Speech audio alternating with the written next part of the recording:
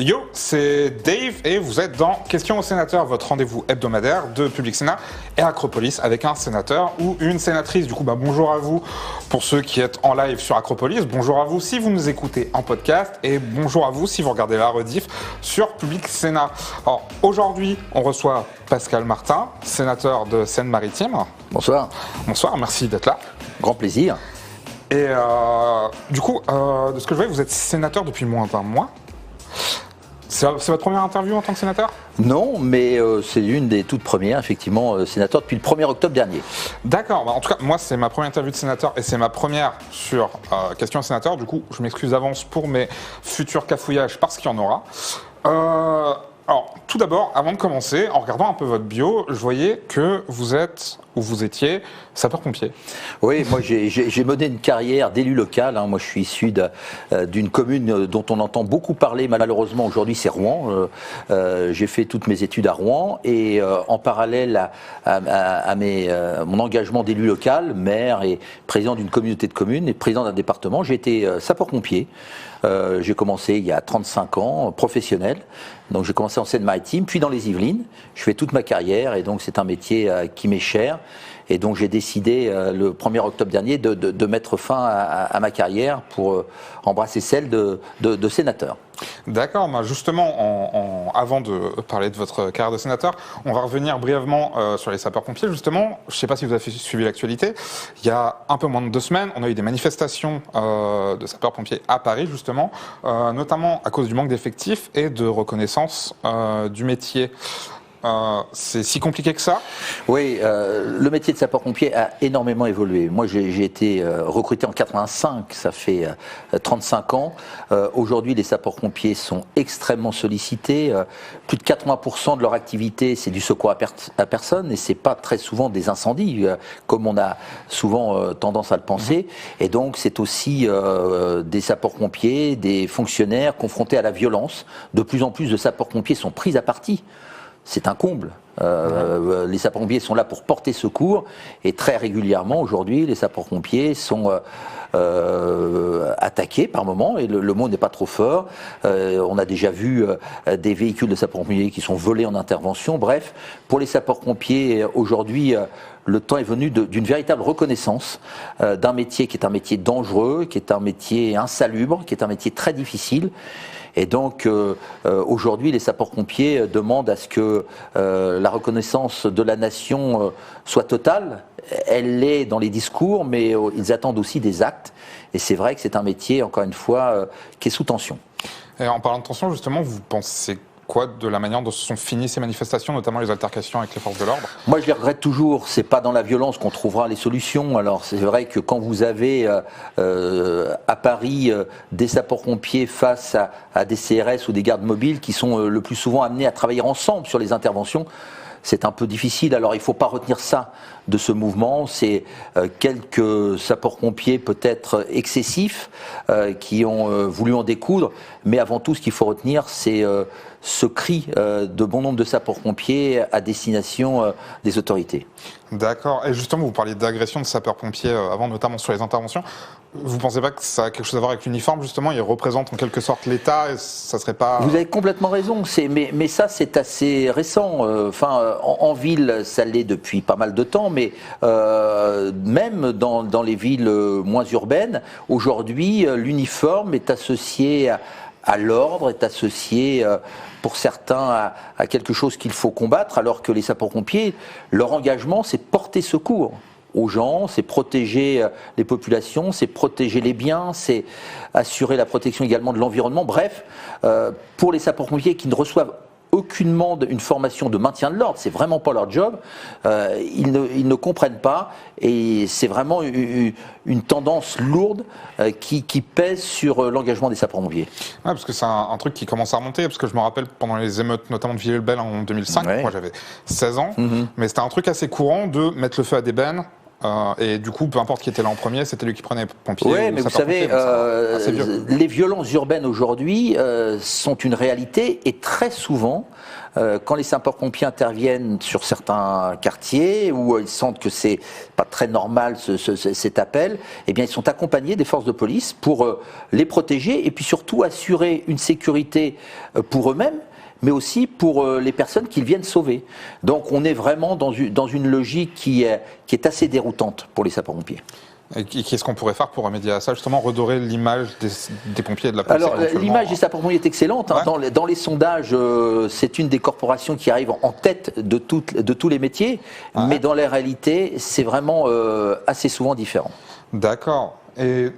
Alors, peut-être une des solutions, c'est de sensibiliser les plus jeunes. Il existe des jeunes sapeurs-pompiers, des écoles de jeunes sapeurs-pompiers qui forment la relève. Et donc, moi, j'avais proposé que des anciens sapeurs-pompiers à la retraite viennent dans les collèges pour expliquer ce à quoi sert le métier de sapeur-pompier dans l'intérêt, encore une fois, de tous. D'accord. Moi, parce qu'on avait ça avec la police, notamment, moi, quand j'étais plus jeune, est-ce que c'est pas plus un souci au niveau de l'État plutôt que de... Oui, mais enfin, l'image de l'État, j'entends. Hein. Oui, mais un sapeur-pompier, il est fonctionnaire territorial. Oui, bien sûr. Il dépend d'un service départemental, donc rattaché, sauf la spécificité de la petite couronne parisienne et de Paris, où ce sont des militaires qui sont sapeurs-pompiers, c'est la brigade des sapeurs-pompiers de Paris, mais sur le reste de la France, ce sont des fonctionnaires territoriaux qui ont embrassé une carrière dans la fonction publique, avec pour seul objectif de servir la population. Et donc, c'est pour eux, encore une fois, extrêmement difficile à vivre. D'accord. Merci pour cette réponse. Non. Et par rapport au manque d'effectifs, justement, des sapeurs-pompiers, vous pensez qu'est-ce qu'on pourrait faire, en fait, aujourd'hui, tout simplement? Alors, là, chaque situation est différente. Moi il est difficile pour moi de répondre globalement à cette question du manque des effectifs. Ce qu'il faut, c'est...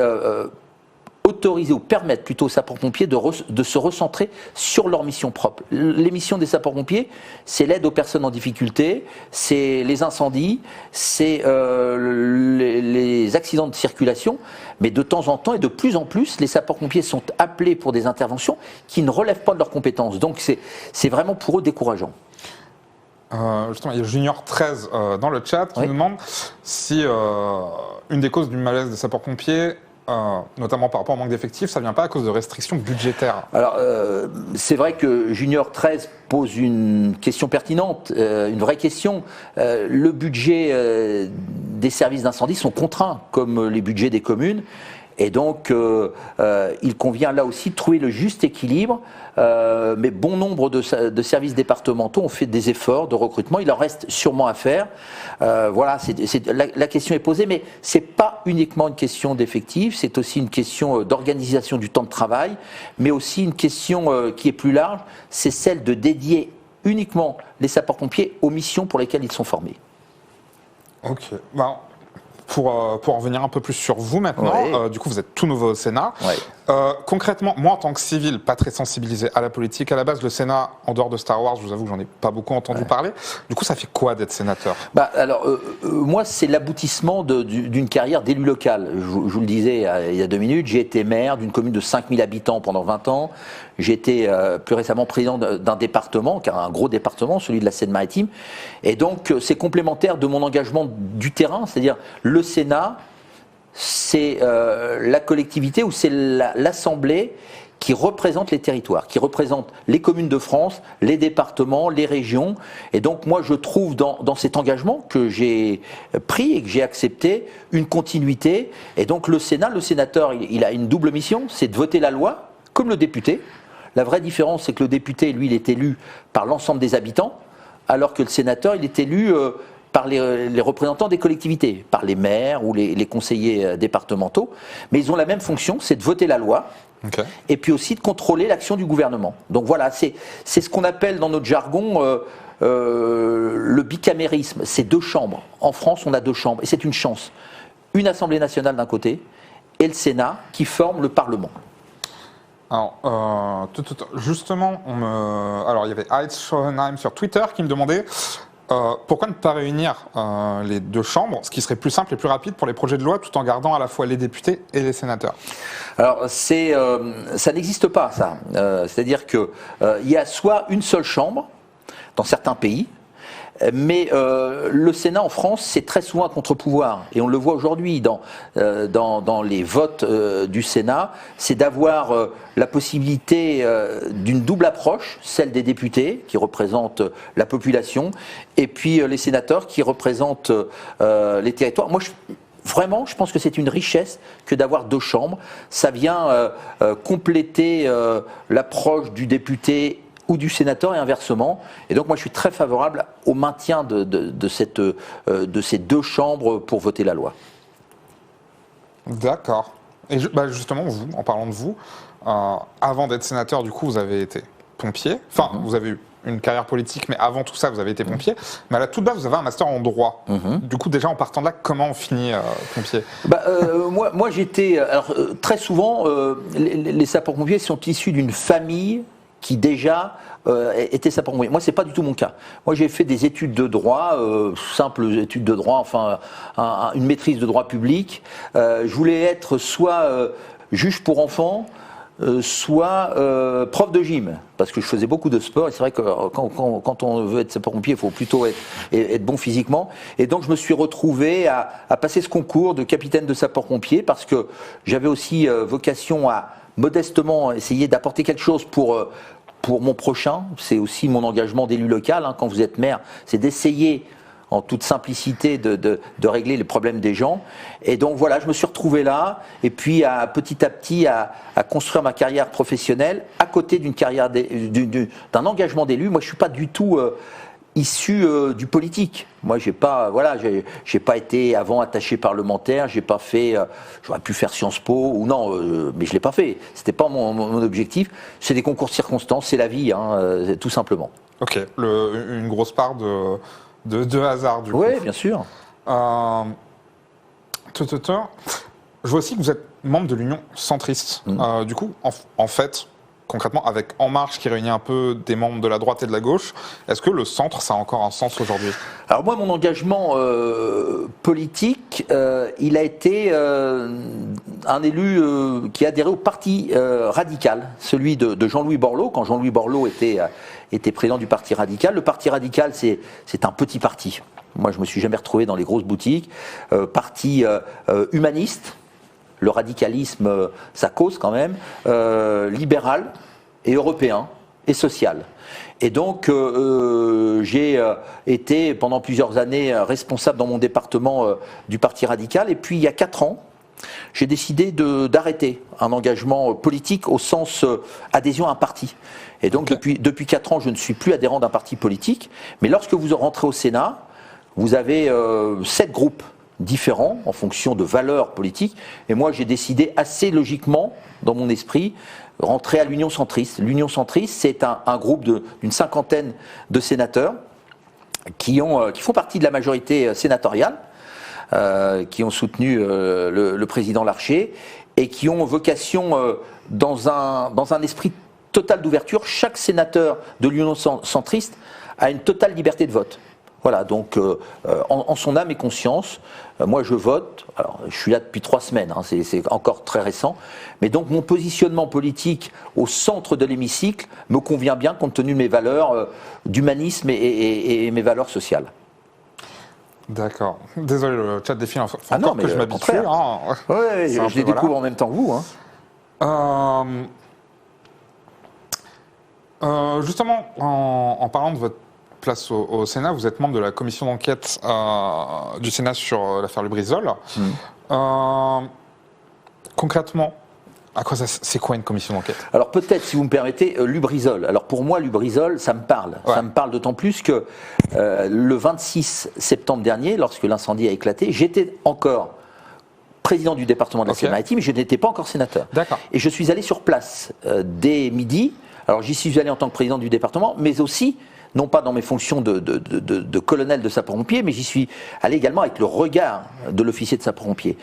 Et donc, ce sinistre, cet incendie est un incendie hors norme, totalement exceptionnel. Et donc, après les décisions qui ont été prises par le préfet, par le service départemental d'incendie et de secours, le Sénat a décidé, à l'unanimité, de créer une commission d'enquête qui durera au maximum 6 mois, qui consistera à auditionner toutes les parties. Alors on a commencé par le PDG de Lubrizol International. Nous sommes allés la semaine dernière sur site. Alors pour moi, c'était facile puisque je connais très bien le site, mais pour les autres collègues, nous sommes 21 à cette commission d'enquête. Les gens prêtent serment. Donc nous avons auditionné hier plusieurs personnes et nous allons continuer au mois de novembre, au mois de décembre, avec l'objectif de cette commission d'enquête, très concrètement, c'est de proposer des réponses concrètes, des préconisations pour éviter, non pas cet incendie, parce qu'il y en aura d'autres. La Seine-Maritime, c'est 60 établissements Seveso, il y en a plusieurs centaines sur l'ensemble du territoire national, c'est d'éviter certaines mesures qui ont été prises pour améliorer l'information des populations, informer les élus locaux. Voilà, ce sont les premières pistes qui découleront du travail de cette commission d'enquête, mais là, elle ne fait que démarrer. Nous en connaîtrons les conclusions en début d'année prochaine. D'accord, mais justement, l'encadrement de ce genre de site, pour vous, il est suffisant pour assurer la sécurité autant des employés que des gens qui habitent autour? Vous savez, moi, ce que je retiens de notre visite sur site la semaine dernière, nous avons été au contact des salariés de Lubrizol, qui sont en pleine souffrance. Ces salariés de Lubrizol, ils sont tous formés à la culture du risque. Ils ont été d'une bravoure remarquable en pleine nuit, au plein milieu de l'incendie. Les premières mesures qui ont été prises, elles ont été prises par les salariés de Lubrizol qui ont retiré des fûts les plus dangereux de l'incendie. Et donc moi ce que je retiens, c'est que Lubrizol aujourd'hui, c'est un symbole. Mais ce qu'il a manqué avant tout, c'est cette culture du risque au niveau de la population. Elle n'est pas assez développée. Et donc il va falloir apprendre, et je me mets dedans parce que moi je suis originaire de cette ville, à vivre à côté d'entreprises qui génèrent des risques. Comme Lubrizol, mais il n'y a pas que Lubrizol en France. Et donc voilà, il y a vraiment de gros efforts à faire en termes d'information et de développement de la culture du risque. Okay. Pour vous, en fait, c'est inéluctable. C'est comme habiter à côté du Vésuve, c'est voir arriver. Alors, je ne sais pas si on peut dire que c'est inéluctable, mais alors la formule, elle a tellement été... que le risque zéro n'existe pas, mais c'est vrai. On a beau imaginer... Seveso, c'est quoi? C'est l'incendie en Italie en 1976 qui a obligé toutes les entreprises les plus dangereuses en Europe à prendre des mesures pour assurer la sécurité, mais on le voit très bien. Lubrizol avait pris des mesures de sécurité, même s'il y avait eu un premier incident en 2013 de gaz de mercaptan qui avait été ressenti d'ailleurs jusqu'ici même à Paris. Et donc la réglementation sera peut-être amenée à évoluer encore plus à destination des entreprises. C'est encore un peu tôt pour le dire, pardon. Justement, on a encore Junior 13 qui demande, à part auditionner les acteurs de Lubrizol, quels sont les moyens d'action de cette commission? Alors, les moyens d'action, je le dis, quand on reçoit les personnes qui sont auditionnées, elles prêtent serment, donc elles sont obligées de dire la vérité, sous peine de prison. On rappelle la loi, c'est 5 ans de prison, c'est 75 000 € d'amende si les gens qui prêtent serment ne disent pas la vérité. Et donc, nous allons recevoir des scientifiques, du personnel, les sapeurs-pompiers, le préfet, les élus. Il y a un gros travail. Et donc, moi, j'attends beaucoup de cette commission d'enquête. À la différence de l'Assemblée nationale, qui est une commission d'information, la commission d'enquête a des pouvoirs beaucoup plus développés. On ne peut pas refuser de venir à une audition, c'est une obligation. Et donc, ce que moi j'attends de cette commission d'enquête, c'est une première pour moi, c'est qu'encore une fois, à l'issue de nos travaux, il y ait très concrètement des mesures nouvelles pour améliorer la situation que nous avons connue à Rouen. D'accord, mais concrètement, une fois que toutes ces auditions sont finies, il se passe quoi? Il se passe que la commission d'enquête établira un rapport qui sera porté à la connaissance des sénateurs avec des préconisations qui, je l'espère, seront entendues par les pouvoirs publics, parce que là aussi, il faut pas tout mélanger. La commission d'enquête a des pouvoirs étendus, d'audition, des pouvoirs de recommandation, de préconisation. Après, elle sera proposée au pouvoir public en espérant que les préconisations que nous serons amenés à prendre seront retenues par les pouvoirs publics. Mais c'est encore un peu tôt, puisque nous irons jusqu'à février 2020. Donc c'est le début de cette commission d'enquête. Justement, on a Hawking qui demande est-ce qu'il n'y a pas de concurrence avec l'ordre de la justice, ou alors c'est vraiment en parallèle? Non, c'est une bonne question. Il y a une enquête judiciaire qui est en cours.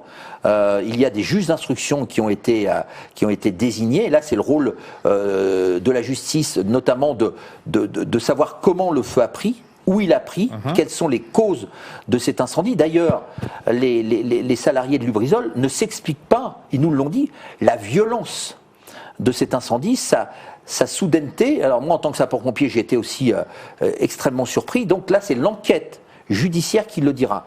Il y a vraiment deux rôles.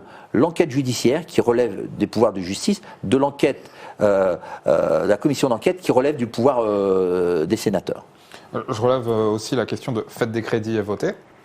Super pseudo, qui nous demande est-ce qu'il faut d'autres explosions d'usines chimiques telles qu'il y en a eu avec des morts en Chine pour que le gouvernement soit forcé d'agir ou... Alors, je vais reprendre non pas ma casquette, mais mon casque de sapeur-pompier. Ce qu'il faut retenir de cet incendie majeur, et moi je minore pas ce qui s'est passé, ce panache de fumée, 22 km de long sur 6 km de large, ce qu'on peut retenir déjà, c'est il n'y a pas eu de mort. 2, à court terme, il n'y a pas eu de blessés. Chez les sapeurs-pompiers, chez les forces de police, chez les habitants, la population autour. Il n'y a pas eu, comme à AZF, des maisons qui ont explosé où il faudrait reconstruire. Voilà. En disant ça, je ne suis pas en train de dire que c'était un petit phénomène, etc. C'est un incendie extrêmement important, qu'il faudra mesurer les conséquences environnementales, sanitaires, économiques, pour les agriculteurs. Bref, il y a toute une multitude de conséquences pour ce sinistre. Et donc, encore une fois, ce qu'on peut dire aussi, et c'est mon expérience de sapeur-pompier, c'est que très souvent, la réglementation en matière d'incendie, elle s'est construite après des incendies, des drames. Il y a eu le drame du 5-7 dans les années 70, où il y a eu une nouvelle réglementation pour les établissements recevant du public. Il y a eu Seveso, l'incendie majeur industriel en Italie. Alors qu'il y aura peut-être, dans quelques temps, une nouvelle réglementation après l'incendie de Lubrizol, mais je voulais encore une fois dire, et on peut s'en réjouir, que ce qui a été décidé en réaction immédiate, à l'instant T, par le représentant de l'État, par les sapeurs-pompiers, fait qu'aujourd'hui, on peut dire, on peut le constater, pas de morts, pas de blessés, mais encore une fois, je suis bien placé pour le savoir, il y a aujourd'hui à mesurer toutes les conséquences environnementales, dans le temps, sanitaires, dans le temps, mais tout cela, nous suivrons ça de très très près. Je reprends encore une question d'Hawking qui vous demande si, selon vous, la communication de l'État était à la hauteur. Parce que c'est vrai que d'un côté, on avait l'État qui nous disait que tout allait, et de l'autre côté, on avait des habitants de Rouen qui nous parlaient d'odeurs, de maux de tête. Mais moi, je comprends tout à fait les réactions des habitants de Rouen. Les habitants de Rouen, ils ont sûrement manqué d'informations. Mais en même temps, ça renvoie à ce que je disais tout à l'heure. Il faut donner de l'information à condition qu'on puisse les comprendre. Donc la culture du risque doit être renforcée auprès des plus jeunes, dès le collège, au lycée, sûrement à la fac, dans les populations. En même temps, le préfet qui représente l'État, il était en première ligne aussitôt. Il lui a peut-être manqué une petite équipe autour de lui pour aller plus loin dans le conseil. Mais en même temps, le représentant de l'État dit que la communication était perfectible dans le domaine de l'information auprès des maires des communes voisines. Il y a plus d'une dizaine de maires concernés, et puis sûrement au niveau de la population. Donc là, il faut travailler. Il va falloir travailler, et moi, je suis d'accord avec Hawking qui dit que la communication de l'État n'a peut-être pas été totalement à la hauteur, mais encore une fois, à l'instant T, quand vous arrivez sur un incendie gigantesque, c'est extrêmement compliqué de prendre toutes les mesures très rapidement. Donc voilà, on va regarder. Et c'est ça l'enjeu de la commission d'enquête. La semaine dernière, on recevait sur le plateau Samia Ghali, qui est sénatrice des Bouches-du-Rhône, qui, elle, proposait de déménager les 2 usines Seveso qui sont dans Marseille, en dehors de la ville. Est-ce que pour vous, c'est une solution envisageable? Non. Alors moi, je vais vous dire, la Seine-Maritime, c'est un département industriel, c'est un département maritime, c'est un département agricole, mais c'est illusoire que d'imaginer sur toute la vallée de la Seine, pour celles et ceux qui connaissent, qui va de Rouen au Havre, où il y a des usines de pétrochimie qui assurent la distribution accessoirement du gasoil et de l'essence pour les automobilistes, d'imaginer qu'on déplace toutes ces usines pour les mettre où ? Je ne sais pas. Si elles se sont implantées, ces usines, ici, c'est qu'il y avait la Seine, le fleuve Seine, l'axe Seine, parce que c'est stratégique. Et donc on ne va pas pouvoir, alors je ne parle pas de Marseille, mais moi je parle de la Seine-Maritime, imaginer que les entreprises qui fournissent du travail à de très nombreuses personnes à Rouen puissent déménager comme ça d'un coup de baguette magique. Non, il faut renforcer les mesures de sécurité. Elles existent, elles sont peut-être encore insuffisantes, et là il va falloir mettre la pression sur les entreprises pour qu'elles renforcent encore un peu plus la sécurité. L'autre grosse actu au Sénat en ce moment, c'est le foulard ou le voile, comme on dit ces temps-ci. Et hier, les sénateurs ont adopté une proposition de loi sur le port de signes religieux des accompagnateurs en sortie scolaire. Alors, déjà, pour ceux qui nous regardent, comment ça se prévoit un vote pour une proposition de loi au Sénat ? Parce que, bon, on se doute bien que c'est notamment sur le voile, ce projet de loi, mais 2 jours après un attentat contre une mosquée... Ouais.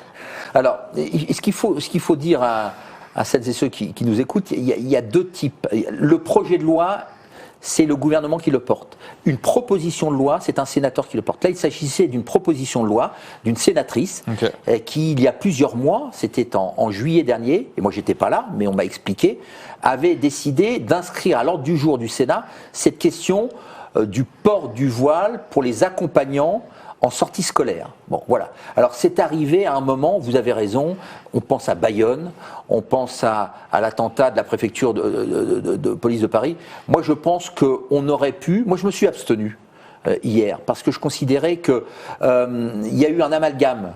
On aurait peut-être dû surseoir à cette question pour la reporter dans quelques semaines, parce que ce qui importe dans cette question, c'est l'intérêt de l'enfant.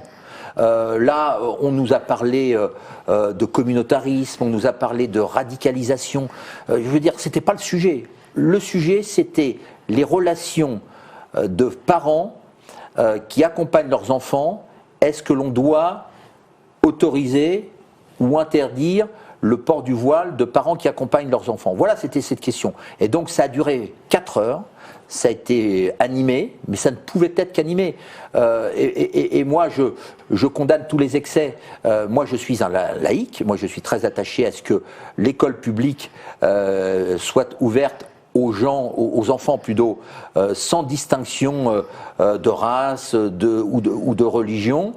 Mais de grâce, retrouvons en ces temps un peu difficiles, un peu de hauteur pour qu'on ne tombe pas dans les caricatures. Et hier, c'était par moments, dans le débat, un peu limite. Si vous aviez dû voter, vous auriez voté quoi? Enfin, si vous aviez voté... Eh ben moi, je vous le dis, moi je me suis abstenu. Voilà, totale, parce que j'ai pas trouvé mon compte. C'est surtout pas une position de faiblesse. C'est pas aussi binaire que ça. C'est pas on est pour ou on est contre. Moi, j'ai apporté des arguments. C'était pas le moment. Le sujet a été décliné au-delà de ce qu'avait prévu la proposition de loi, et donc c'est ce qui explique ma position. Et maintenant que c'est voté au Sénat, il va se passer quoi en fait? Alors ça part à l'Assemblée nationale. Okay. Donc l'Assemblée nationale, c'est vraiment le parcours de l'adoption de la loi, c'est un parfait exemple. L'Assemblée nationale va débattre de cette question, et là on verra si il y a le même vote que le Sénat, cette proposition de loi pourrait être adoptée, je parle au conditionnel pour l'instant. Si la proposition de loi à l'Assemblée nationale n'est pas votée dans le même sens, et donc ça risque de s'arrêter là très simplement. Et donc il n'y aura pas de loi dans cette hypothèse-là. D'accord. Parce que justement, la loi en elle-même s'appelle c'est une loi sur le port de signes religieux. Parce que ça fait quand même un moment en fait qu'on a des parents qui accompagnent des élèves en sortie scolaire. Du coup, pourquoi la question se poserait aujourd'hui Parce que ce n'est pas interdit aujourd'hui, mais certains directeurs d'école ou proviseurs de lycée ou principaux de collège se retrouvent aujourd'hui dans une situation où ils doivent, de leur propre initiative, prendre une décision est-ce qu'il autorise ou est-ce qu'il ne l'autorise pas? Donc cette proposition de loi avait pour objectif d'avoir un cadre national qui s'applique à toutes les écoles de France. Bon, donc pour l'instant, par ce vote au Sénat, le port du voile, je parle là encore au conditionnel, serait interdit, mais on est encore une fois au stade que du Sénat. Ça va partir maintenant à l'Assemblée nationale. Mais on a voilà.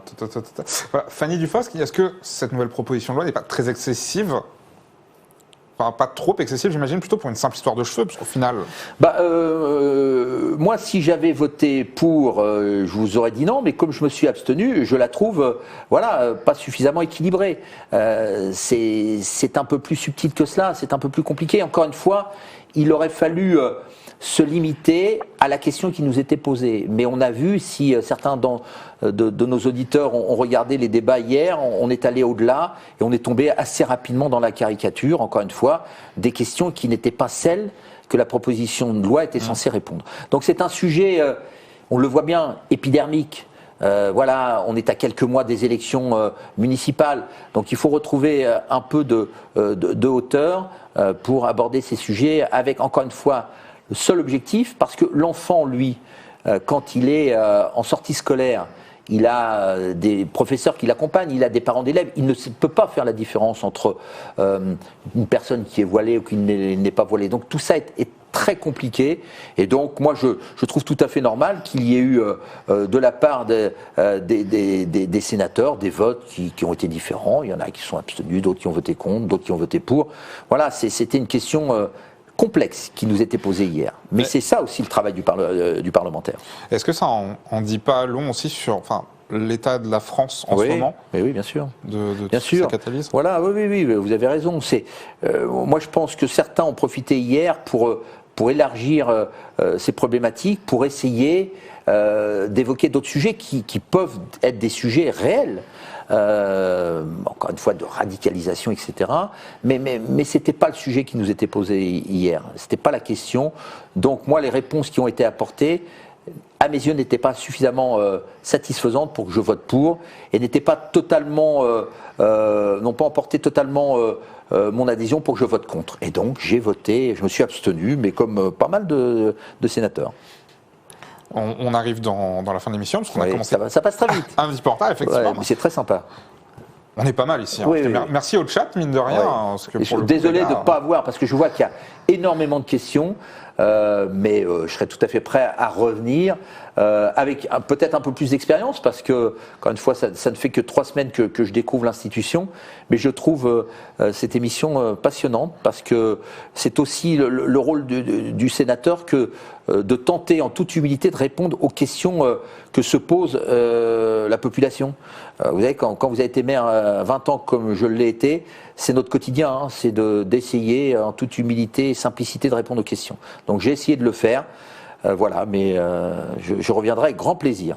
Écoutez, je pense qu'on a encore quelques minutes. Justement, si vous avez des questions, on va aller en mode questions courtes, réponses courtes. Si vous avez quoi que ce soit à demander, que ce soit sur le métier de sénateur, sur la Seine-Maritime, je ne sais pas, s'il y a des restos cool à Rouen, des bouquins, je ne sais pas, ce que vous voulez.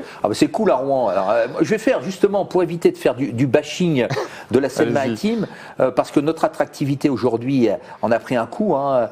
Nous sommes le plus grand département de la Seine-Maritime. Il y a eu l'Armada au mois de juin derrière la venue des plus grands voiliers. Il y a eu 7 millions de visiteurs à Rouen pendant 10 jours. On a les falaises des Trottas, on a Le Havre, on a Dieppe, on a une production de lin qui est la première production de France. Et là, je fais un petit salut aux agriculteurs de la Seine-Maritime. Bref, c'est un département attractif, à 1h30 de Rouen, touristique, la ville de Rouen notamment, le Gros Horloge, ses rues piétonnes. Et donc moi j'aurais grand plaisir à vous croiser à Rouen ou à Paris sans aucun problème. On a Ecladius qui nous demande si vous jouez aux jeux vidéo, éventuellement. Non, là je suis un peu nul, pour être très franc, et comme je suis franc depuis le début. J'ai 2 filles qui ont une vingtaine d'années, qui sont plutôt qui s'intéressent. Non, moi je suis de la génération d'avant, malheureusement. Alors la réponse qui consisterait à dire que j'ai pas beaucoup de temps est en partie vraie, mais j'ai plus beaucoup de temps pour faire du sport parce que je suis un passionné de sport. J'ai fait le marathon de Paris, je fais quand même pas mal de sport, et donc voilà. Mais non, je suis pas bon. Je suis pas bon dans les jeux vidéo, ça c'est clair. Alors il y en a pas mal apparemment qui demandent si vous avez des conseils de lecture. Alors là, je lis peu. Alors moi, je suis très... et au moment où je vous parle, j'ai un trou de mémoire. Il va m'en vouloir un écrivain de Rouen aujourd'hui. On va peut-être m'aider.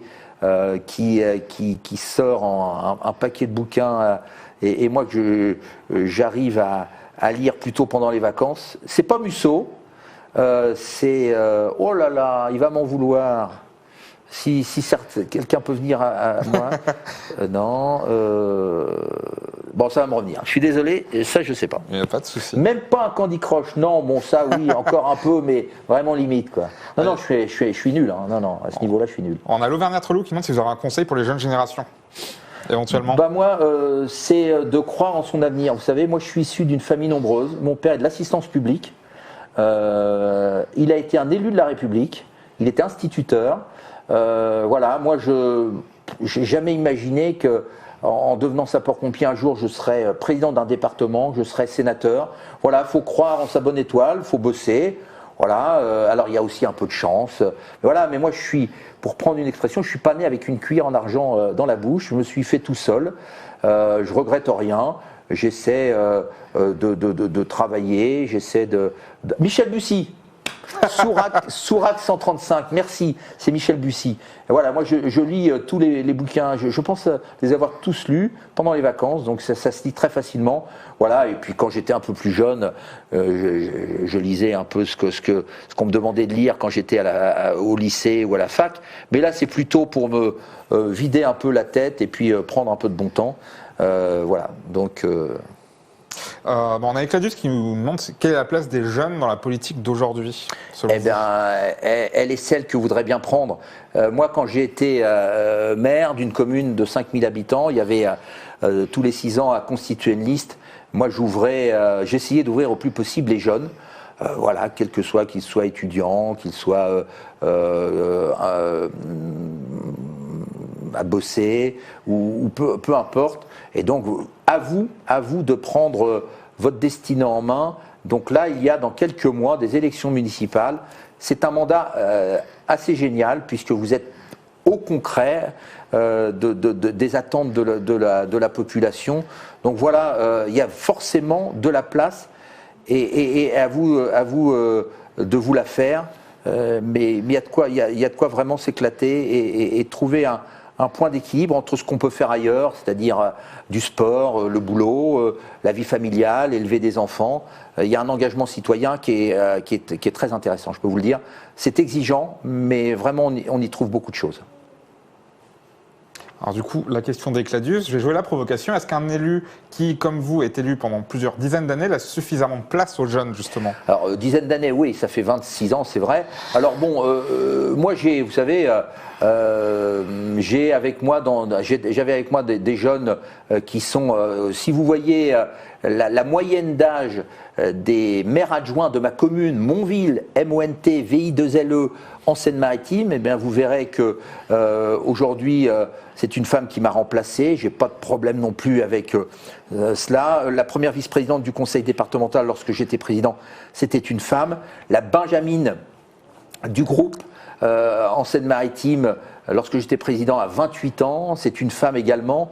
Donc voilà, moi je suis encore là, j'ai 59 ans.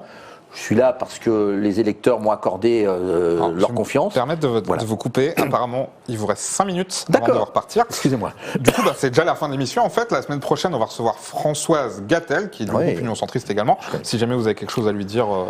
Françoise, c'est quelqu'un que j'ai découvert. Vous verrez, c'est une femme qui a une pêche d'enfer, qui a plus de métier que moi en tant que sénatrice.